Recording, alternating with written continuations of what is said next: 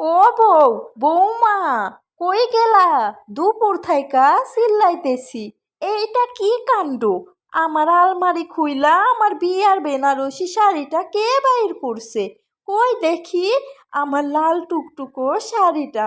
40 বছর ধইরা জামাইয়ের দেয়া জিনিস আগলাইয়া রাখছি, আজকা দেখি বিছানার উপর ফেলাইয়া রাখছে। আম্মা, আমি বাহির করছিলাম, আপনার পুত্র কইল আজকা অফিসের পার্টি আছে। আমারে কইল তোমার যেইটা ভাল লাগে পইরা যাও। আপনার আলমারি খুইলা দেখলাম এই লাল শাড়িটাই সবচেয়ে সুন্দর। ভাবলাম আপনি তো আর পরেন না, পরেই থাকে, আমি একটু পরি। কি কইলি? আমি পরি না? এই শাড়ি আমি পরবো না তো কে পরবো?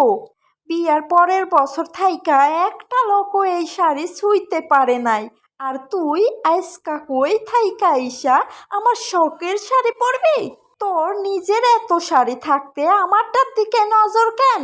লোভী মাইয়া, আমার পোলাটারে ভোলাইয়া এখন শাড়িটাও নিবি? আম্মা, লোভের কি দেখলেন?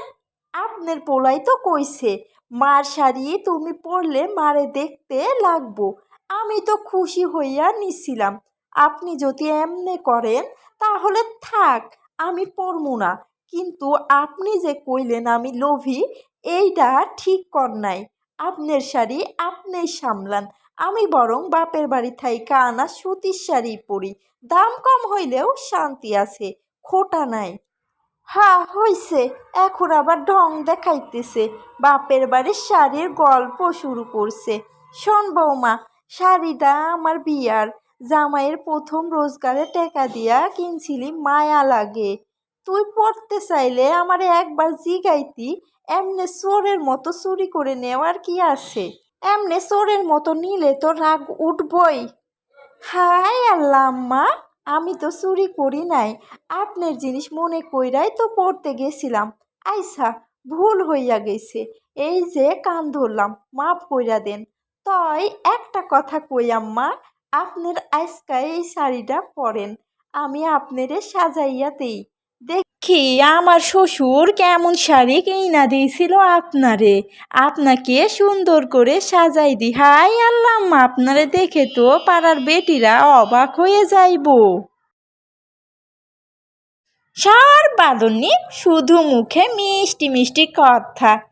আচ্ছা ঠিক আছে, আজকে এই শাড়িটা আমি পরমু, আর তুই কিন্তু আমারে সাজাইয়া দিবি। আর শোন, আমার সবুজ একটা জামদানি আছে, ওইটা তুই পরবি। আমার ছেলের সবুজ কালার অনেক পছন্দের। তাহলে তো ঝরকা ক্লিয়ার, আমার শাড়ি আমি পরমু, তোরেও একটা দিমু। কি বুঝলেন তো শাশুড়ি বৌমা ঝরকাটা কিভাবে মিটাতে হয়? ঝরকাও মিটে গেল এবং একটা শাড়িও পেয়ে গেলাম।